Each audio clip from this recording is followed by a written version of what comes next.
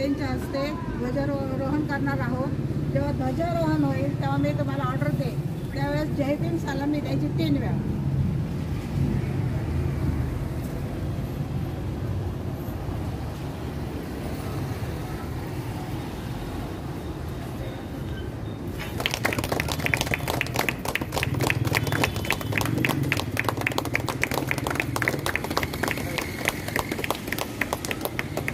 धम्मध्वज को जय भीम सलामी देंगे। सलामी दो। जय भीम, जय भीम, जय भीम। फिर एक बार धम्मध्वज को सलामी देंगे। सलामी दो। जय भीम, जय भीम, जय भीम। फिर एक बार धम्मध्वज को सलामी देंगे। सलामी दो। जय भीम, जय भीम, जय भीम। विसर्जन।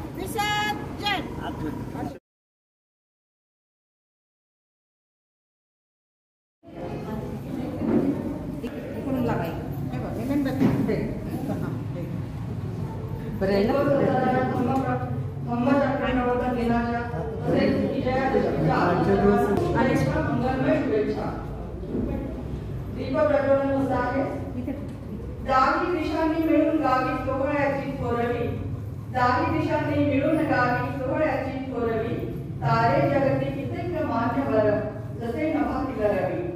स्वागताच्या शब्दांनी व्हावा प्रारंभ या सोहळ्याचा, सोहळ्यातून ह्या इतिहासाची सुरुवात व्हावी नवी, सुरुवात व्हावी नवी।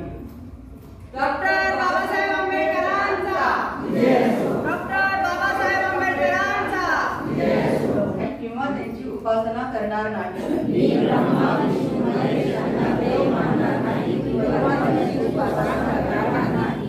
मी राम व कृष्ण यांना देव मानणार नाही किंवा त्यांची उपासना करणार नाही। मी राम व कृष्ण यांना देव मानणार नाही किंवा त्यांची उपासना करणार नाही। मी गौरी गणपती इत्यादी हिंदू धर्मातील कोणत्याही देव देवतेस मानणार नाही, इत्यादी कोणत्याही देवतेस मानणार नाही किंवा त्यांची उपासना करणार नाही, किंवा त्यांची उपासना करणार नाही। देवाने अवतार घेतले यावर नाही, देवाने अवतार घेतले यावर माझा विश्वास नाही। बुद्ध हा विष्णूचा अवतार आहे, विष्णूचा अवतार आहे। हा खोटा व खोडसाळ प्रचार होय, हा खोटा व खोडसाळ प्रचार होय असे मी मानतो, असे मी मानते। मी श्राद्ध पक्ष करणार नाही, पिंडदान करणार नाही। मी बौद्ध धर्माच्या विरुद्ध विसंगत असे कोणतेच आचार कर्म करणार नाही, विसंगत असे कोणतेच आचार कर्म करणार नाही। मी कोणतेही क्रियाकर्म ब्राह्मणाच्या हातून करवून घेणार नाही, ब्राह्मणाच्या हातून करवून घेणार नाही। सर्व मनुष्य मात्र समान आहे, सर्व मनुष्य मात्र समान आहे असे मी मानतो, असे मी मानतो। मी समता स्थापन करण्याचा प्रयत्न करीन, मी समता स्थापन करण्याचा प्रयत्न करीन। मी भगवान बुद्धांनी सांगितलेल्या अष्टांग मार्गाचा अवलंब करीन, अष्टांग मार्गाचा अवलंब करीन। मी भगवान बुद्धांनी सांगितलेल्या 10 पारमिता पाळीन, 10 पारमिता पाळीन। मी सर्व प्राणी मात्रावर दया करीन, मी सर्व प्राणी मात्रावर दया करीन व त्याचे लालन पालन करीन, व त्याचे लालन पालन करीन। मी चोरी करणार नाही, मी चोरी करणार नाही। मी विचार करणार नाही, मी खोटे बोलणार नाही, मी खोटे बोलणार नाही। मी दारू पिणार नाही, मी दारू पिणार नाही। ज्ञानशील आणि करुणा या बुद्ध धम्माच्या 3 तत्वांची सांगड घालून मी माझे जीवन चालवीन, जुन्या मनुष्य मात्राच्या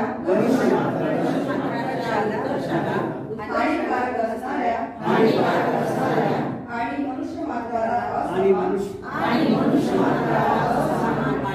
नीच मानणाऱ्या हिंदू धर्माचा मी त्याग करतो,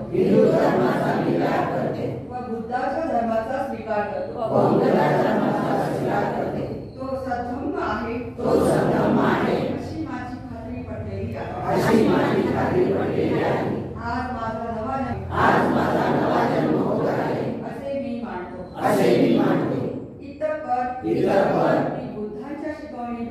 मी अशी प्रतिज्ञा करतो. जय भीम. जय भीम. जय भीम. जय भीम. जय भीम. जय भीम. आज गुरुवार आपली महिलांची वंदना असते खरं तर, पण आजच्या दिवशी कसा योगायोग आला बघा. 2 ऑक्टोबर ही तारीख आणि आजच्या दिवशी ज्यांनी महात्मा गांधींना जीवदान दिले अशा या महात्मा गांधीची सुद्धा आज जयंती आहे. तर आजच्या कार्यक्रमाच्या अध्यक्षा अलकाताई गायकवाड यांना मी विनंती करते की त्यांनी आपलं स्थान ग्रहण करावं.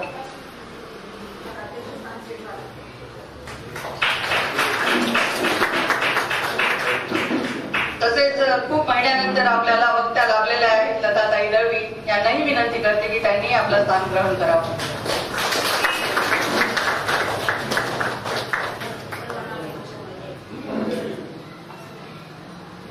आजचे स्वागत गीत अनुपमाताई चव्हाण यांना विनंती करते की त्यांनी आज त्यांच्या सुंदर अशा स्वरात आजचं स्वागत गीत गावं. महाकाव्य परमपूज्य नेते डॉक्टर बाबासाहेब आंबेडकर यांच्या प्रतिमांना तसेच मंचावर असलेल्या अध्यक्ष वक्त्या आणि सर्व मान्यवरांना आणि सर्व उपासकांना माझा जय भीम. जय भीम आणि सर्वांना धम्मचक्र प्रवर्तन दिनाच्या हार्दिक हार्दिक शुभेच्छा. महामनस्वी महामानवा महामनस्वी महामानवा अगणित गुण गंभीरा दिवार तुझला घे अभिवादन भीम विक्रमी वीरा. दिवार तुझला घे अभिवादन भीम विक्रमी वीरा. चवदार तळ्याचे पाणी पेटून उठे चैतन्य तुझ पुढती निशप्रभ झाले वावधूक पंडित मन्य. जयशाली दलित दलाचा तू सेना नायक धन्य. पद दलिता धार दिला तू पद दलिता धार दिला तू धीर दिला रणधीरा. दिवार तुझला घे अभिवादन भीम विक्रमी वीरा. दिवार तुझला घे अभिवादन भीम विक्रमी वीरा. विषजरी अन्यायाचे पचविले सात्मबलाने. महामनस्वी महामानवा महामनस्वी महामानवा अगणित गुण गंभीरा. दिवार तुझला घे अभिवादन भीम विक्रमी वीरा. दिवार तुझला घे अभिवादन भीम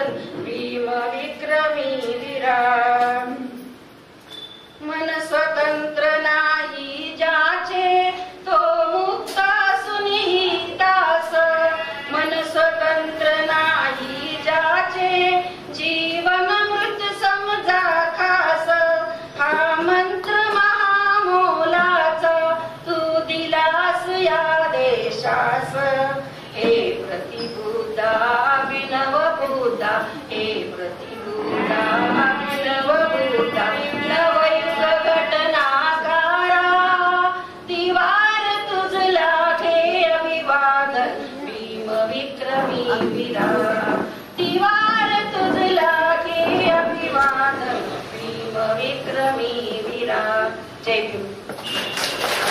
राजकारणाला नवे व्याकरण देणारा भारतात बौद्ध परंपरेचे पुनरुज्जीवन करणारा, फुले शाहू विचारधारा पुढे नेणारा, स्वातंत्र्य, समता, बंधुता आणि न्याय राजघटनेच्या पानापानात कोरणारा क्रांतिकारी विचारवंत म्हणजे डॉक्टर बाबासाहेब आंबेडकर. तर बाबासाहेबांनी आजच्या दिवशी 14 ऑक्टोबर, आजचा जरी तारीख वेगळी असली तरी आजच्याच तारखेला बाबासाहेबांनी धर्मांतर केलं होतं दीक्षाभूमी नागपूर येथे. तर तो सोहळा आज आपण आपल्या विहारामध्ये संपन्न करतो आहोत आणि तिथे जरी आपण पोहोचलो नसेल तरी सुद्धा आपण आपल्या विहाराच्या माध्यमातून आपण नागपूरलाच आहोत असं समजावे. आणि त्यानंतर जास्त वेळ न घेता आजच्या ज्या वक्त्या आहेत, आपल्याला खूप महिन्यानंतर दळवीताई लाभलेल्या आहेत आणि त्यांचं असं नेहमीच आपल्याला जे वक्तव्य असतं ते अतिशय सुंदर असतं, नेहमी ऐकवावं असं वाटतं. आणि आजचा जो विषय आहे धम्मचक्र प्रवर्तन दिनाचा, तर त्याबद्दलचे महत्व त्या सांगणार आहेत. तत्पूर्वी त्यांच्यासाठी 2 ओळी मी सादर करते. ज्यांचे कार्य महान आहे, प्रेरणादायी प्रवास आहे, सहोदूर पसरला ज्यांच्या कर्तृत्वाचा प्रकाश आहे. आपल्या येण्यातून झाला सोहळा हा साकार आहे. सुगंधित अशा लताताईंच्या फुलांमधून सत्कार आहे. तर ताईंनी विनंती करते की त्यांनी आज जे भाषण आहे धम्मचक्र प्रवर्तन दिनाचे महत्व हे आमच्या समोर सादर करावे. सर्वांना मैत्रपूर्ण जय. महाकारुणिक तथागत भगवान गौतम बुद्ध, विश्वरत्न बोधिसत्व डॉक्टर बाबासाहेब आंबेडकर, माता रमाई, माता भीमाई, माता सावित्रीबाई, राष्ट्रपिता महात्मा ज्योतिबा फुले, सावित्रीबाई, सर्वांना विनम्र अभिवादन करते. आणि आज 69वा धम्मचक्र प्रवर्तन दिन आहे. या निमित्ताने आपण सर्वांना हार्दिक हार्दिक शुभेच्छा देते. त्याचबरोबर मगाशी उल्लेख केल्याप्रमाणे रमाताईंनी की आज महात्मा गांधी आणि लाल बहादूर शास्त्री यांचाही आज वाढदिवस आहे, म्हणजे जयंती आहे. तर त्या निमित्ताने पुन्हा एकदा आपण सर्वांना हार्दिक हार्दिक शुभेच्छा. आज आपण एवढ्या संख्येने या ठिकाणी जमलेलो आहोत, याचं कारण आहे धर्मांतर. जर धर्मांतर केलं नसतं तर आज आपण आपल्याला हे जे स्वातंत्र्य मिळालेलं आहे त्या स्वातंत्र्यानुसार आज आपण इथे जमा झालेलो नसतो.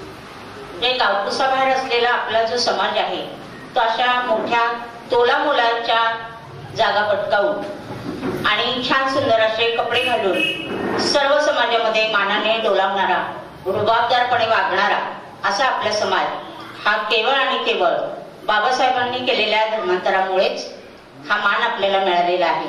त्यासाठी पुन्हा एकदा बोधिसत्व डॉक्टर बाबासाहेब आंबेडकर यांना त्रिवार वंदन करते.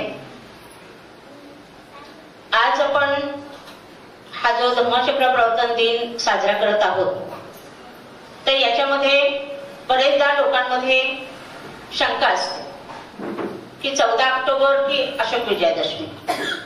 तर खरं तर बाबासाहेबांनी जी धम्मदीक्षा घेतलेली आहे ती धम्मदीक्षा विजयादशमीच्या दिवशीच घेतलेली आहे आणि त्या दिवशीची तारीख 14 ऑक्टोबर होती. त्यामुळे 14 ऑक्टोबर ही तारीख आपण तारखेनुसार आपण ते मानू, पण खरा धम्मचक्र प्रवर्तन दिन जो आहे तो विजयादशमी दिवशी साजरा करणं अत्यंत योग्य असं आहे. आणि म्हणून या दिवशी आपण नेहमी आपल्या विहारामध्ये मोठ्या संख्येने एकत्र येऊन हा धम्मचक्र प्रवर्तन दिनाचा कार्यक्रम संपन्न करत असतो. आता हे जे धम्मचक्र प्रवर्तन जे आहे हे प्रवर्तन करण्याचं काम हे 3 वेळा झालेलं आहे. आपल्या सगळ्यांना इतिहास माहिती आहे, मी अधिक जास्त सांगणार नाहीये. आपल्या सगळ्यांना माहिती आहे की तथागतांनी म्हणजे सिद्धार्थ गौतम यांनी गृहत्याग केला 29व्या वर्षी आणि गृहत्याग केल्यानंतर त्यांनी 6 वर्ष कठोर तपश्चर्या केली आणि 35व्या वर्षी त्यांना ज्ञानप्राप्ती झालेली आहे. ज्ञानप्राप्ती झाल्यानंतर ते ज्ञानप्राप्ती होण्यापूर्वी त्यांनी जे जे कष्ट घेतलेले आहेत त्या कष्टामध्ये शेवटचा जो भाग आहे तो म्हणजे त्यांना असं लक्षात आलं की आपण नुसतं पोटाला चिमटा घेऊन किंवा काही अन्न न खाता जी तपश्चर्या करतोय, ती तपश्चर्या करताना आपल्याला जे साध्य करायला हवंय मला ते साध्य मात्र होत नाही. आणि त्यामुळे आपल्या सगळ्यांना माहिती की डुंगेश्वरी या ठिकाणी तथागतांचा हाडांचा सापळा असलेली अशी त्या ठिकाणी मूर्ती आहे की ती बघितल्यानंतर सुद्धा त्या काळामध्ये तथागतांनी किती म्हणजे सिद्धार्थ गौतमांनी किती त्रास घेतला असेल की मानवाच्या सुखासाठी, समाधानासाठी, शांतीसाठी त्यांनी जी तपश्चर्या केलेली आहे ती तपश्चर्या किती कठोर होती. आणि ही कठोर तपश्चर्या करत असताना ज्यावेळी अन्न वाचून त्यांना असं लक्षात आलं की आपण राहतो आहोत, परंतु मला साध्य करायचं आहे ते मात्र माझ्यापर्यंत अजूनही मिळालेलं नाही, तर मी ही जी तपश्चर्या चालू आहे ती तपश्चर्या मी का सोडू नये. आणि म्हणून मग त्यांच्याबरोबर असलेले जे 5 परिव्राजक होते त्या परिव्राजकांना तिथेच सोडून ते अन्न घेण्यासाठी म्हणून या उर्वेला वनातून आलेले आहेत. आणि या उर्वेला वनातून जेव्हा ते आले त्यावेळी आपल्या सगळ्यांना माहिती की सुजाताच्या ठिकाणी त्या ठिकाणी ते गेलेले आहे. सेनानी या ठिकाणी बपरवर आता त्याचं नाव आहे, त्या ठिकाणी ते गेलेले आहेत. त्या ठिकाणी त्यांना सुजाताने खीर दिलेली आहे. त्या खिरीमुळे त्यांना ऊर्जा प्राप्त झालेली आहे. आणि ही जी ऊर्जा प्राप्त झालेली आहे ती ऊर्जाची आहे. त्यामुळे त्यांना असं लक्षात आलं की हा आता आपल्याला पुन्हा एकदा ध्यान करण्याची गरज आहे आणि आता नक्कीच मला ज्ञानप्राप्ती होऊ शकते. आणि मग ही ज्ञानप्राप्ती करण्यासाठी गया या ठिकाणी ते गेलेले आहेत. आणि 40 दिवस पुरेल एवढं अन्न त्यांनी ते घेतलेलं आहे. आता हे 40 दिवस पुरेल एवढं अन्न का घेतलं, कसं घेतलं हे आपल्याला माहिती आहे की त्या काळामध्ये सगळीकडे जाण्यासाठी पायी चालत जावं लागत असे. त्या ठिकाणी काही वाहन नव्हतं आणि सिद्धार्थ गौतमांना सुद्धा त्याची गरजही नव्हती किंवा त्यांनी तसं ठरवलेलं नव्हतं. त्यामुळे पायी चालत जाणं आणि हा जो कालावधी आहे तो बराच कालावधी झालेला आहे. आणि मग त्यानंतर 40 दिवस पुरेल एवढं अन्न घेतल्यानंतर 4ही दिशांना त्यांनी ध्यान केलं. आणि हे ध्यान केल्यानंतर त्यांना खऱ्या अर्थाने ज्ञानप्राप्ती झालेली. ही ज्ञानप्राप्ती झाल्यानंतर त्यांना खूप आनंद झाला. आणि हा आनंद झाल्यानंतर तो आनंद व्यक्त करताना त्यांच्या मनाशीच ते म्हणाले की खरं तर वास्तविक पाहता हे ज्ञान मला मिळालेलं आहे, परंतु मिळालेलं ज्ञान मी कोणाला सांगू. हे जे मी ज्ञान मिळवलंय हे मी कोणाला सांगू आणि मी ज्याला सांगू त्याला ते कळेल का. ते ज्याला कळेल तर त्याला ते खरंच त्याला रुचेल का, पचेल का, त्याला समजेल का. आणि समजलं तर त्याप्रमाणे तो नक्की आचरण करेल का. अशा अनेक प्रश्न तथागतांच्या मनामध्ये उत्पन्न झाले. आणि हे प्रश्न उत्पन्न झाल्यानंतर त्यांना असं वाटलं की माझं जे ज्ञान आहे हे ज्ञान मी माझ्यापुरतंच मर्यादित ठेवतो की ठेवावं. आणि मग माझंच कल्याण का करू नये आपण याच्यामध्ये, या मिळालेल्या ज्ञानामध्ये. हा एक विचार त्यांच्या मनामध्ये आला. आणि पुन्हा बघा आपण सुद्धा एखाद्या गोष्टीचा विचार करत असू तर आपल्या मनामध्ये 2 विचार एका वेळेला चालू असतात, हे करू की नको करू. मग कुठलं करायचं याच्यावरती दुसऱ्या विचारांची मात होते. ज्याला खरंच आपल्याला जायचं म्हणजे विहारात यायचं असेल तर आपण काही वेळेला कारण सांगतो, आज पाऊस होता, आज पाहुणे आले होते, आज मला हे काम होतं, ते काम होतं वगैरे. आणि मग आपण विहारात येण्याचं टाळतो. म्हणजे नकारात्मक विचारांचा पगडा सकारात्मक विचारांवर पडतो आणि मग आपण नकारात्मकतेकडे जातो. तसं तथागतांना त्यावेळेला असं वाटलं की मी कशाला द्यायचं दुसऱ्यांना ज्ञान, कारण त्यांना ते समजणारच नाही. पण पुन्हा त्यांनी असा विचार केला. आपल्या पुस्तकामध्ये बृहस्पती असं नाव आलेलं आहे, पण ते बृहस्पती याचा अर्थ आपलं मन स्वतःच असा आपण अर्थ त्याचा घ्यायचा. बृहस्पती म्हणजे कोणी देव देवता नव्हती. तर आपल्या मनामध्ये 2 विचार कायम असतात, 2 पर्याय आपण नेहमी आपल्या समोर ठेवतो. तसं हे 2 पर्याय त्यांच्याकडे होते तथागतांकडे. आणि मग तथागतांनी असं ठरवलं की नाही, आपण जो विचार करतो तो हा स्वार्थी विचार आहे. तर तो आपण ज्याच्यासाठी आपण गृहत्याग केलाय खऱ्या अर्थाने, तो गृहत्याग कशासाठी केलाय, तर तो गृहत्याग या जगामध्ये दुःख आहे त्या दुःखातून लोकांना बाहेर काढण्यासाठी, लोककल्याणासाठी मी तर खरं तर गृहत्याग केलेला आहे. मग ते साध्य झालंय का, होणार आहे का आपण जर असं केलं तर. आणि मग तथागतांनी असा विचार केला की नाही, मला मिळालेलं जे ज्ञान आहे मी इतरांसाठीच त्याचा उपयोग करेन. आणि मग तथागतांनी असं ठरवलं की मग विचार केला की कोणाला आपण हे सांगावं. ज्या वेळेला गृहत्याग केल्यानंतर राजगृहामधून जसे ते पुढे गेले तसं त्यांनी अगोदर आलार कालम यांच्याकडे ते गेले, तिथून त्यांनी विद्या शिकलेली होती. त्यानंतर उदक रामपुत्त यांच्याकडे ते गेलेले आहेत. नंतर कपिलांचं साख्य ज्ञानाचा त्यांनी अभ्यास केलेला आहे. असे अनेक जण त्यावेळेला त्यांना मार्गदर्शन करणार होते. आणि त्यामुळे त्यांनी असा विचार केला, माझं जे ज्ञान आहे हे ज्ञान फक्त आणि फक्त हेच लोक समजून घेऊ शकतील. आणि म्हणून मग ते सुरुवातीला त्या गया या ठिकाणाहून, ज्या ठिकाणी ते आलार कालम होते मगध देशामध्ये, त्या ठिकाणी ते गेलेले आहेत. पण जाताना त्यांच्या असं लक्षात आलं की 8 दिवसापूर्वीच त्यांचा मृत्यू झालेला आहे. मग त्यांनी विचार केला की ठीक आहे, आपण आलार कालम नाहीये तर उदक रामपुत्तांकडे जाऊया की ज्यांच्याकडून त्यांनी ध्यानाच्या 8 अवस्था 7 अवस्था त्यांनी प्राप्त केलेल्या होत्या, त्यांच्याकडे आपण जाऊयात. आणि मग तथागत हे उदक रामपुत्तांकडे गेले. पण ते तिथे गेल्यानंतर कळलं की तेही त्यांचं निधन झालेलं आहे. मग त्यांना असा विचार आला की हे दोघेही नाहीयेत तर आपण नक्की कोणाला देऊयात. मग त्यांच्या लक्षात असं आलं की माझ्याबरोबर जे 5 परिव्राजक होते त्यांचंही खरं तर खूप मोठी तपश्चर्या आहे, त्यांचाही खूप अभ्यास आहे, तर मी माझं ज्ञान त्या 5 जणांना देऊ शकतो. आणि मग हे तथागत चौकशी करायला लागले की नक्की हे 5 जण कुठे आहेत, काय आहे. आणि चौकशी केल्यानंतर त्यांना असं कळलं की सारनाथ या ठिकाणी तथागतांनी विचारलं की सारनाथ या ठिकाणी हे जे 5 पंचवर्गीय जे परिव्राजक होते ते त्या ठिकाणी आहेत. आणि असं कळल्यानंतर मग चालत ते कुठे गेलेले आहे, सारनाथ या ठिकाणी गेलेले. आणि सारनाथ या ठिकाणी गेल्यानंतर हे जे 5 परिव्राजक होते त्यांनी बघितलं की श्रमण गौतम तिकडून येतो आहे, आपल्याला सोडून तो गेलेला आहे. त्याने सुख मिळण्याचा मार्ग म्हणजे अन्न खाण्याचं ठरवलेलं आहे आणि ही तपश्चर्या अर्धवट सोडून तो गेलाय. आपण काय करायचं की त्याचं कुठल्याही प्रकारचं ज्याला आपण सत्कार म्हणू, स्वागत म्हणू, हे कुठलंही आपण करायचं नाही. त्याला खरं तर जेव्हा हे 5 जण आणि तथागत सिद्धार्थ गौतम जेव्हा पूर्वेला वनामध्ये ज्या वेळेला ते तपश्चर्या करत होते त्यावेळेला या 5 जणांनी तथागतांची म्हणजे सिद्धार्थ गौतमांची खूप सेवा केलेली आहे. आणि त्यामुळे तथागतांना असं वाटतं की ह्या 5 जणांना आपण हे देऊयात. पण 5 जणांच्या मनात काय विचार आला की यांनी तर आपल्याला सोडून गेलेले आणि एकटेच ते दुसरीकडे गेलेले, सुखाचा मार्ग त्यांना घेण्यासाठी ते गेलेले आहेत. आणि त्यामुळे या 5 जणांनी ठरवलं की आपण कुठल्याही प्रकारचा पाहुणचार त्यांचा करायचा नाही, कुठल्याही प्रकारचा आदर तिथे आपण करायचं नाही.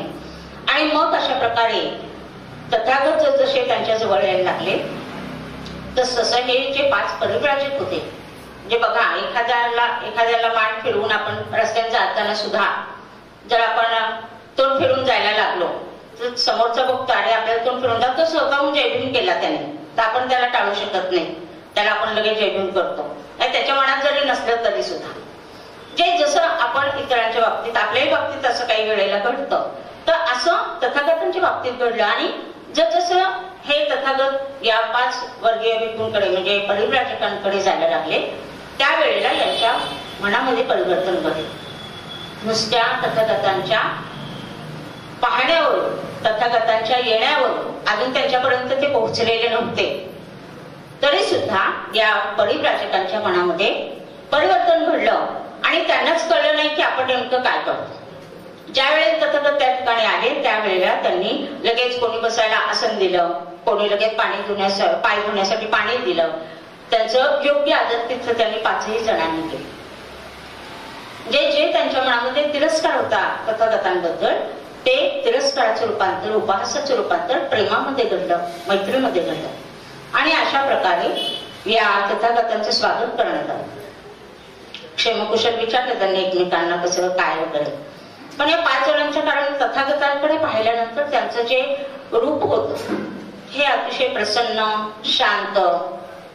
आपण नुसत्या मूर्तीकडे बघितलं तरी आपल्याला छान वाटतं, म्हणजे शांत वाटतं. विहारात आलं की मूर्तीकडे बघितलं की आपल्याही मनात अनेक विचार असतात ते इथं आले की ते बाजूला होतात आणि आपलं मन शांत होतं. तसं तथागतांना बघून या परिव्राजकांना सुद्धा अशा प्रकारे मतपरिवर्तन झालं. आणि मग त्यांना असं वाटलं की हा एवढा तेजस्वी पुरुष बनलेला आहे, कसं काय बरं याच्यामध्ये अशा प्रकारचं परिवर्तन घडलं. याच्या बोलण्यामध्ये, चालण्यामध्ये, दिसण्यामध्ये गंभीरता आहे. आणि ही गंभीरता मात्र आपण एवढी तपस्या करून आपल्यामध्ये ती नाही, ही जाणीव त्यांना झाली. आणि मग त्यांनी विचारलं की श्रमण गौतमा, की तुम्ही आम्हाला सोडून गेल्यानंतर तुम्ही काय केलं? आणि काय केलं जेव्हा त्यांना विचारलं त्यावेळी त्यांनी सांगितलं की मी काय काय केलं पुढे गेल्यानंतर. आणि तो सगळा वृत्तांत सांगितल्यानंतर मग यांच्या लक्षात आलं की मग तुम्हाला जे काही ध्यानातून मिळालेला आहे धम्म, तो नेमका धम्म कुठला आहे, नेमकं काय तुम्ही सांगणार आहे? तर त्यांनी त्यावेळेसचे जे 2 प्रकार आहेत ते सांगितले होते. तथागत म्हणाले की एक सुखोपभोगाचा एक मार्ग आहे. सुखोपभोग म्हणजे काय?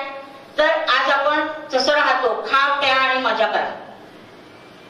धम्माचं काय होते, बाबासाहेबांचं काय होते, चळवळीचं, याच्याशी काय आपल्याला देणं घेणं नसतं. आपण काय करतो, खातो पितो, बाबासाहेबांनी दिलेल्या विचारांमुळे, त्यांच्या त्यागामुळे आपण खूप मोठ्या नोकऱ्या मिळवलेल्या आहेत. परंतु त्या नोकरीचा खरंच उपयोग आपण बाबासाहेबांच्या चळवळीसाठी करतोय का, हाही एक आपल्या मनामध्ये प्रश्न आला पाहिजे. जसं तथागतांनी सांगितलं की सुखोपभोगाचा जो मार्ग आहे तो मार्ग म्हणजे खा प्या आणि मजा करा. म्हणजे हा जन्म पुन्हा येणे नाही, तर मग आता जे काय असेल ते आपण करून घेऊ, हा एक मार्ग आहे. आणि दुसरा मार्ग आहे तो आत्मक्लेशाचा. हा जो आत्मक्लेश म्हणजे काय, तर तपश्चर्या करणं आणि कुठल्याही प्रकारच्या आपल्या भावनेला नियंत्रण ठेवणं किंवा भावना मारून टाकणं, हा एक मार्ग आहे. त्या काळामध्ये असलेले हे जे 2 मार्ग आहेत, हा या दोन्ही मार्गापासून माझा मार्ग अलिप्त आहे. तथागत काय म्हणताय की या दोन्ही मार्गापासून माझा मार्ग अलिप्त आहे. मग हा कुठला अलिप्त मार्ग आहे? तर तथागत असं सांगतात की हा जो मार्ग आहे तो मार्ग म्हणजे त्याला मध्यम मार्ग असं नाव, म्हणजे तथागतांचा धम्म. हा जो धम्म आहे तो नेमका कसा आहे, म्हणजे खरं तर आतापासून म्हणजे या प्रसंगापासून तथागतांची धम्मोपदेश देण्याची प्रक्रिया सुरू झालेली आहे. याला आपण धम्मचक्र प्रवर्तन दिन म्हणतो, तो इथून सुरू झालेला आहे. आणि मग या पंचवर्गीय हे जे परिव्राजक होते, या परिव्राजकांना त्यांनी धम्म द्यायला सुरुवात केली. त्यांनी विचारलं तसं त्या प्रश्नांची त्यांनी उत्तरं दिलेली आहेत. तुम्ही काय केलं असं विचारल्यानंतर तथागतांनी सांगितलं की मी जो मार्ग शोधलेला आहे हा सर्व मानव जातीच्या कल्याणाचा आहे, सर्व मानव जातीच्या सुखाचा आहे, समाधानाचा आहे. आणि हा जो मार्ग आहे हा जर आपण अंगीकारला तर नक्की प्रत्येक व्यक्तीचं, प्रत्येक धर्मातील लोकांचं, म्हणजे त्यावेळेला अनेक धर्म होते, अनेक पंथ होते, या कुठल्याही पंथातील लोकांनी किंवा कुठल्याही धर्माच्या लोकांनी जर या माझ्या धर्माचा जर स्वीकार केला, तो मांडला आणि त्याप्रमाणे आचरण केलं तर नक्कीच मानव सुखी होईल. माणसाने माणसाशी माणसाप्रमाणे वागावं, हा जो खरा माणसाचा बेस आहे, हा धर्माचा आधारशील आहे.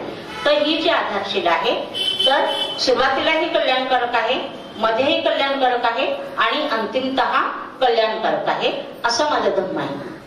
म्हणजे नेमकं काय असं त्यांनी विचारल्यानंतर त्यांनी सांगितलं की माणसापुढे कोणत्याही प्रकारचे आदर्श असला पाहिजे.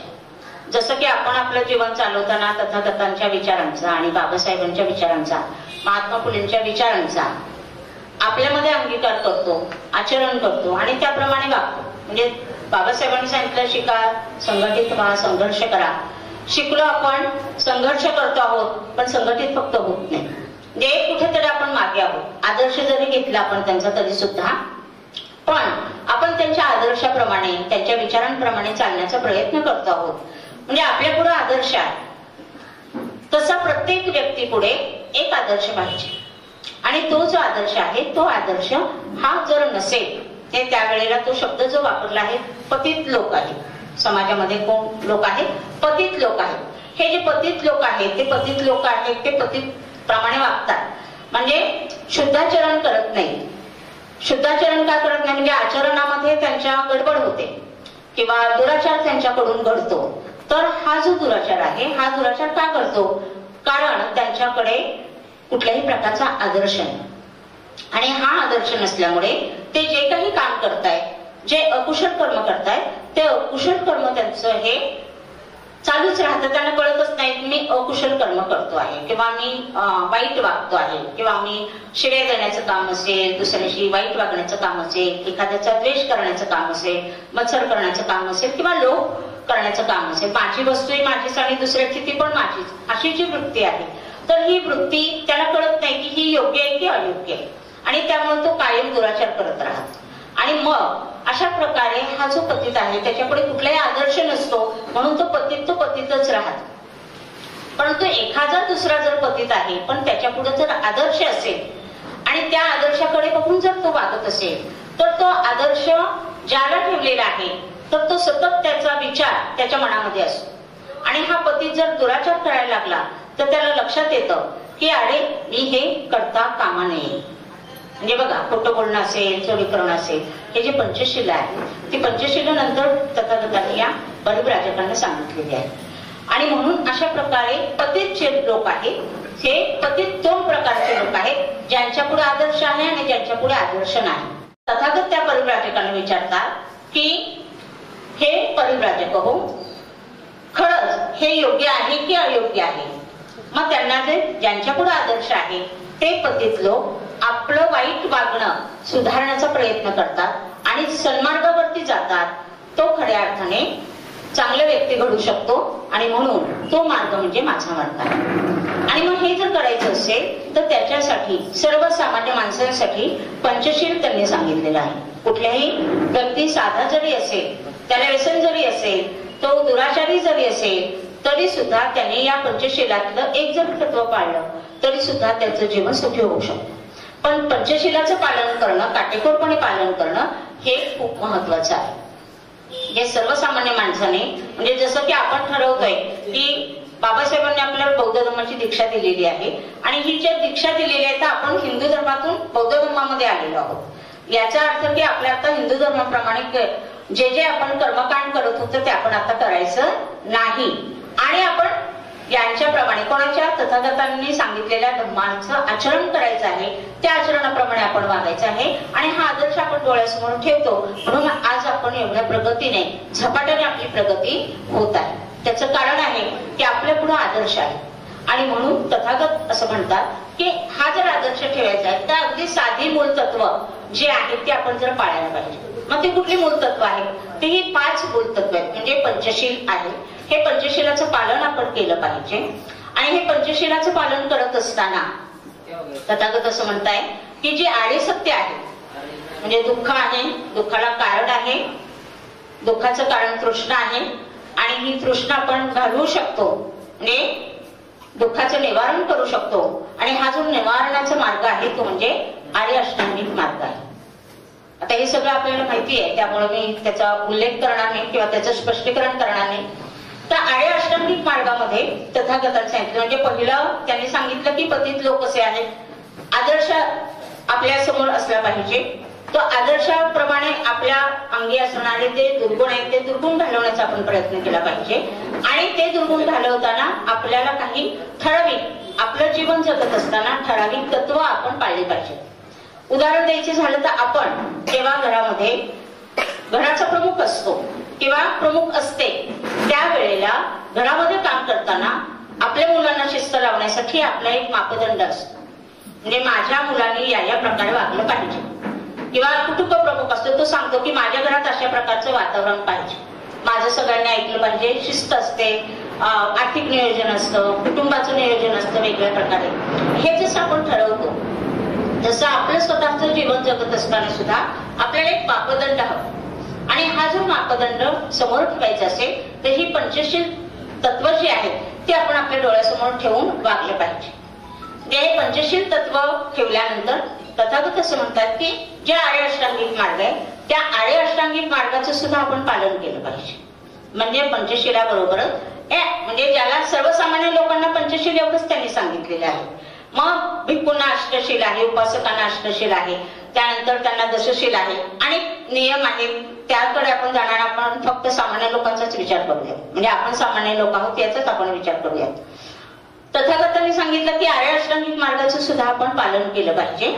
हे जे आर्य अष्टांगिक मार्ग आहेत, सम्यक दृष्टी, सम्यक संकल्प, सम्यक वाणी, सम्यक कर्मांत, सम्यक आजीविका, सम्यक व्यायाम, सम्यक स्मृती आणि सम्यक समाधी असे जे 8 अंग आहेत, हे 8 अंगाचं सुद्धा आपण ज्याला चांगला माणूस बनायचंय त्याने या आर्य अष्टांगिक मार्गाचं सुद्धा पालन केलं पाहिजे. आणि मग या आर्य अष्टांगिक मार्गाचं पालन करत असताना त्याबरोबर 10 पारमिता सुद्धा आपण पाळल्या पाहिजे. त्या 10 पारमितांचं सुद्धा विवेचन अतिशय सुंदर असं तथागताने त्यात केलेलं आहे. म्हणजे सुरुवातीला पतितांचा त्यांनी उल्लेख केला, त्यानंतर पंचशीलाचं सांगितलं की आपल्या पुढे काही मापदंड असणं गरजेचं आहे, त्यानंतर आर्य सत्य सांगितले, त्यानंतर आर्य अष्टांगिक मार्ग सांगितला आणि या आर्य अष्टांगिक मार्गाबरोबर 10 पारमितांचं सुद्धा आपण जर केलं, जसं की आपण म्हणतो की हळूहळू आपलं जीवन व्यक्तिमत्व जर फुलवायचं असेल तर पंचशिलाबरोबर ह्या पुढच्या गोष्टी करणं खूप गरजेचं आहे. आणि म्हणून आपल्या विहारामध्ये वेगवेगळ्या प्रकारे वेगवेगळ्या विषयांवर अशा प्रकारची प्रवचन होऊन चांगला माणूस घडवण्यासाठी प्रयत्न केला जातो. आणि म्हणून आपल्या विहाराचं मला वाटतं सगळीकडे नाव आहे. या ठिकाणी चांगले लोक आहेत आणि म्हणून बाबासाहेबांनी सांगितलं की विहार हे केंद्र बनलं पाहिजे.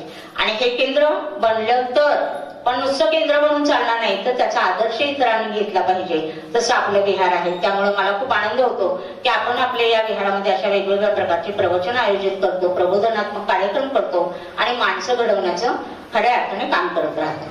आणि म्हणून तथागतांनी सुद्धा हे सांगितलं की चांगला माणूस जर आपल्याला बनायचं असेल तर या प्रकारे आपलं जीवन आपण व्यतीत केलं पाहिजे. आणि हा जो मार्ग त्यांनी सांगितलेला आहे तो मार्ग सांगितलेला आहे वैशाख पौर्णिमेला पहिलं धम्मचक्र प्रवर्तन दिन म्हणजे आषाढ पौर्णिमेला हे दिलेलं आहे. आणि हे जे आषाढ पौर्णिमा दिलेलं पहिलं धम्मचक्र प्रवर्तन म्हणजे ज्याला आपण पाली भाषेमध्ये धम्मचक्र प्रवर्तन असं म्हणतो, मराठीमध्ये आपण त्याला धर्मचक्र प्रवर्तन असं म्हणतो. बरेचदा लोक धर्मचक्र परिवर्तन म्हणतात, तर परिवर्तन शब्द नाहीये, तो प्रवर्तन. प्रवर्तनाचा अर्थ असा आहे की वर्तनामध्ये चांगल्या प्रकारचा घडणारा बदल. प्रवर्तनाचा अर्थ आहे की आपल्या जे आपले दुर्गुण असतील ते दुर्गुण घालवून चांगल्या प्रकारचं आपण वर्तन करणं, चांगला माणूस घडण्याकडे जाणं म्हणजे प्रवर्तन. आणि म्हणून हे पंचवर्गीय जे परिव्राजक होते त्यांना या तथागतांचा धम्म आवडला, मार्ग आवडला आणि त्याच ठिकाणी ते लगेच काय झाले, भिक्खू झाले. आणि म्हणून आपण त्यांना पंचवर्गीय भिक्खू असं म्हणतो. या पंचवर्गीय भिक्खूंना सारनाथ या ठिकाणी तथागतांनी पहिलं धम्मचक्र प्रवर्तन केलेलं आहे. आणि म्हणून आजचा दिवस आपण खऱ्या अर्थाने साजरा करत असतो. म्हणजे आश्विन पौर्णिमा, आषाढ पौर्णिमा ते आश्विन पौर्णिमा हा वर्षावासाचा कालावधी आहे. आणि म्हणून आषाढ पौर्णिमेपासून आपण या वर्षावासाला सुरुवात करतो, कारण तो धम्मचक्र प्रवर्तन दिनाचा पहिला दिवस असतो. म्हणून म्हणजे थोडक्यात सांगितलं की आपल्याला पुढे अजून 2 धम्मचक्र प्रवर्तन बघायचे. आता हे तथागतांनी जे धम्मचक्र प्रवर्तन केलेलं आहे तर ते नुसतं त्या 5 वर्गीय भिक्खूंना सांगून थांबले नाही, तर अशा प्रकारे त्यांनी धम्मचक्र प्रवर्तन करण्याचं, आपल्या धर्माचा उपदेश करण्याचं जे काम आहे ते काम जवळजवळ 45 वर्ष सलग केलेलं आहे. 1-2 दिवस नाही, 45 वर्ष सलग धम्मचक्र म्हणजे धम्मोपदेश त्यांनी केलेला आहे. आणि हा धम्मोपदेश संपूर्ण जगामध्ये, संपूर्ण भारतामध्ये हा पसरवण्याचं काम हे चक्रवर्ती सम्राट अशोकाने केलेलं आहे. आता आपल्या सगळ्यांना माहिती आहे चक्रवर्ती सम्राट अशोक हा राजा कसा होता, त्याचं आधीचं जीवन कसं होतं, त्या इतिहासाकडे न जाता आपण कलिंगच्या युद्धाकडे जाऊया. म्हणजे तो प्रसंग आपल्याला थोडक्यात आपल्याला सांगता येईल. चक्रवर्ती सम्राट अशोक यांचे वडील बिंदुसार आणि बिंदुसारांचे वडील चंद्रगुप्त मौर्य म्हणजे चंद्रगुप्त मौर्यांचा नातू म्हणजे सम्राट अशोक. चंद्रगुप्त मौर्यांचं कार्य हे खूप मोठं होतं आणि त्यांनी खूप मोठ्या प्रमाणात साम्राज्य विस्तार केलेला होता. त्यानंतर बिंदुसार राजा म्हणजे सम्राट अशोकाचे वडील त्यांनी सुद्धा या ठिकाणी साम्राज्य विस्ताराचं आपल्या वडिलांची परंपरा चालू ठेवलेली होती. आणि ही परंपरा चालू ठेवल्यानंतरही या त्यांचा मुलगा सम्राट अशोक, आपण आधी अशोक म्हणूया, आणि दुसरा मुलगा जो होता त्याचं नाव सुसेन. हे 2 मुलं होती. हे दोघे भाऊ म्हणजे अशोक आणि सुसीम हे सावत्र भाऊ होते. पूर्वीच्या काळी आपल्याला माहिती आहे की अनेक राण्या केल्या जायच्या, अनेक लग्न केली जायची राजाने साम्राज्य विस्तारासाठी. तसं या बिंदुसाराचे सुद्धा लग्न झालेली होती आणि त्याच्यातले सुसीम आणि अशोक हे दोघे जण त्यांची मुलं होती. परंतु सम्राट अशोक हा दिसायला जरा ओबडधबड होता आणि सुसीम हा अतिशय सुंदर होता आणि त्यामुळं या सुसीमकडे या बिंदुसाराचं जास्त लक्ष होतं. आणि बिंदुसाराला असं वाटायचं की सुसीमलाच आपण आता आपल्यानंतर जो वारसा येणार आहे गादीचा तर तो त्याला आपण देऊया. परंतु असे काही प्रसंग घडले की त्यावेळेला सम्राट अशोकाने ज्या ज्या ठिकाणी युद्ध परिस्थिती निर्माण झालेली आहे किंवा एखादं राज्य संकटात सापडलेलं आहे, अशा संकटात सापडलेल्या राज्यावरती जाऊन तिथं शांतता प्रस्थापित करण्याचं खूप महत्वाचं काम अशोकाने केलं. आणि त्यामुळे सुसीमला जरी राज्यकारभार त्याच्या हाती द्यायचा असं बिंदुसाराने ठरवलं तरी सुद्धा सुसीम हा जरा थोडासा शोषण करणारा होता, प्रजेवरती अन्याय करणारा होता. आणि त्यामुळे अशा प्रजेवरती अन्याय करणाऱ्या मुलाच्या हाती जर कारभार सोपवला तर आपलं काही खरं नाही असं समाजाला वाटलं, रयतेला वाटलं त्यावेळेच्या. आणि सम्राट अशोक हा शूरवीर पराक्रमी तर होताच, परंतु त्याच्यामध्ये करुणा खूप होती. कारण त्याची आई ही धम्माचा अभ्यास करणार होती, धम्माचं आचरण करणार होती. तिचं नाव विदिशा. आणि ही सम्राट अशोक हा बिंदुसाराला जरी नकोसं वाटला तरी सुद्धा जनतेला मात्र तो हवासा वाटत होता. आणि त्यामुळे काही कारणात तो या सुसीमला दिलं नाही त्यांनी राज्य, तर जनतेच्या आग्रहाखातर त्यांनी अशोकाला सम्राट बनवलं. त्यांचा राज्याभिषेक झाला आणि राज्याभिषेक झाल्यानंतर काही दिवसांनी, काही महिन्यांनी बिंदुसार राजा हा मरण पावला. सुसीमला कळलं की हा राज्यकाळ म्हणजे सुसीम त्यावेळेस दुसरीकडे होता आणि त्यामुळे उज्जैन आणि ही जे राज्य होते ते त्याच्यामध्ये युद्ध झालेलं होतं आणि त्याच्यासाठी हे दोघेही भाऊ वेगवेगळ्या ठिकाणी गेलेले होते. एक पाटलीपुत्र मध्ये होता आणि एक उज्जैनला होता. आणि मग अशा प्रकारे ह्या सुसीमला असं वाटलं की त्याला कसं काय कारभार दिला माझ्या वडिलांनी, मलाच तो मिळाला पाहिजे. आणि अशोकाला माहित होतं की आपल्याला राजा केल्यानंतर हा सुसीम काही गप्प बसणार नाही, तो काय करेल, आपल्यावर हल्ला करेल हे अशोकालाही माहिती होतं. आणि त्यामुळे अशोकाने खूप छान आधीच युद्धाची तयारी केलेली होती. या सुसीमला खऱ्या अर्थाने पराभूत करण्याची खरी योजना त्यांनी आखलेली होती, रयतेनेच आखलेली होती असं म्हणायला हरकत नाही. आणि मग सुसीम त्या ठिकाणी आल्यानंतर त्या युद्धामध्ये तो मारला गेला आणि अशोक हाच सम्राट म्हणून, हा राजा म्हणून त्याला घोषित करण्यात आला. अशोक हा सम्राट झाल्यानंतर, राजा झाल्यानंतर, राज्याभिषेक झाल्यानंतर सर्व कारभाराची सूत्र त्याच्या हातामध्ये आली. आणि मग आपलं पहिलं जे राज्य होतं त्यामध्ये आणखीन वाढ करण्याचा प्रयत्न त्याने केला. आणि आपल्या सगळ्यांना माहिती की आत्ताचे जे पाकिस्तान आहे, अफगाणिस्तान आहे, चीनचा काही भाग आहे, भूतान आहे, हे जे सगळे जे राज्य होते, नेपाळ आहे, हे सगळ्या राज्यांवर म्हणजे त्यावेळेचे आत्ताचे जे देश आहेत त्या सगळ्या देशांवर सम्राट अशोकाचं राज्य होतं. आणि या सम्राट अशोकाने खूप मोठा साम्राज्य विस्तार केला आणि म्हणून त्याला चक्रवर्ती सम्राट असं म्हणतात. की कुठलेही ठिकाण त्यांनी ठेवलेलं नव्हतं. परंतु त्याच्याच जवळ पाटलीपुत्र या ठिकाणी जवळच असलेले हे जे कलिंग हे जे राज्य आहे, आज आपण त्याला आजच्या भारताच्या नकाशामध्ये ओरिसा म्हणतो. हे ओरिसा जे ठिकाण आहे ते पूर्वीचं कलिंग राज्य होतं. आणि कलिंग राज्यच फक्त बिंदुसाराने पण जिंकायचा प्रयत्न केला, म्हणजे सम्राट अशोकाच्या वडिलांनी जिंकायचा प्रयत्न केला, परंतु त्यांना ते जिंकता आलेलं नाही. आणि मग सम्राट अशोकाला असं वाटलं की सगळी राज्य आपल्या ताब्यात आहेत, पण आपल्या शेजारी असलेलं कलिंगचं राज्य मात्र आपल्या ताब्यात नाही, ते आपल्याला कसंही करून मिळवायचं. आणि मग त्यांनी ठरवलं की नाही, आपण जय्यत तयारी करूया आणि या कलिंगला आपण हरवूया. आणि असं ठरवून मग सम्राट अशोकाने खूप मोठी तयारी केली, खूप मोठा लवाजमा सैन्यांचा मिळवला. आणि मग हे जे कलिंगचं जे राज्य आहे, हे राज्य त्यावेळेसचं खूप पुढारलेलं, सुधारलेलं असं राज्य होतं. आणि या राज्याला त्यावेळेस जे खऱ्या अर्थाने सैन्य लाभलेलं ते खूप मोठं होतं. त्या काळामध्ये 60,000 पायदळ म्हणजे पायी सैन्य असलेले 60,000 पायदळ होतं, 1,000 घोडदळ होतं आणि 700 हत्ती होतं. त्यावेळेला युद्ध करायचं असेल तर युद्धाला जाण्यासाठी हत्तीवर बसून धनुष्यबाणाने भाला याचा वापर करून युद्ध केलं जायचं आणि असं समृद्ध असं हे जे कलिंग देश होता, हा कलिंग देश जिंकण्यासाठी सगळ्या प्रकारचा प्रयत्न करून सम्राट अशोकाने म्हणजे राज्याभिषेक झाल्यानंतर 8 वर्षांनी, तोपर्यंत बाकीची राज्य त्यांनी जिंकली पण कलिंग जिंकायला त्याला 8 वर्ष लागली आणि 8 वर्षांनी जेव्हा त्याने तयारी केली आणि ते जिंकायचा प्रयत्न केला त्यावेळेला या कलिंग देशाचा राजा होता सार्वे.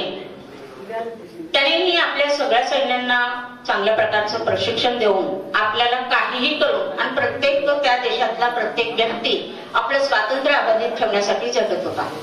ज्या वेळेला सम्राट अशोकाने सर्व सैन्यानिशी या कलिंगवरती स्वारी केली त्यावेळेला आपलं राज्य, आपला देश जपण्यासाठी किंवा वाचवण्यासाठी सगळ्यांनी खूप प्रयत्न केले. परंतु सम्राट अशोकाचं कारण त्याच्याकडे सगळेच देश होते, त्या सगळ्या देशातले सैन्य त्याने एकत्र केलेलं होतं आणि कलिंगवरती त्यांनी स्वारी केलेली होती आणि त्यामुळे त्या नरेश साळवे याचा या कलिंगच्या युद्धामध्ये पराभव झाला आणि कलिंग हा देश सम्राट अशोकाने जिंकला. मोगली पद्धतीस यांच्याकडून धम्मदीक्षा घेतली. लोकांना सुद्धा धम्मदीक्षा घेण्यासाठी आवाहन केलं. संपूर्ण देशात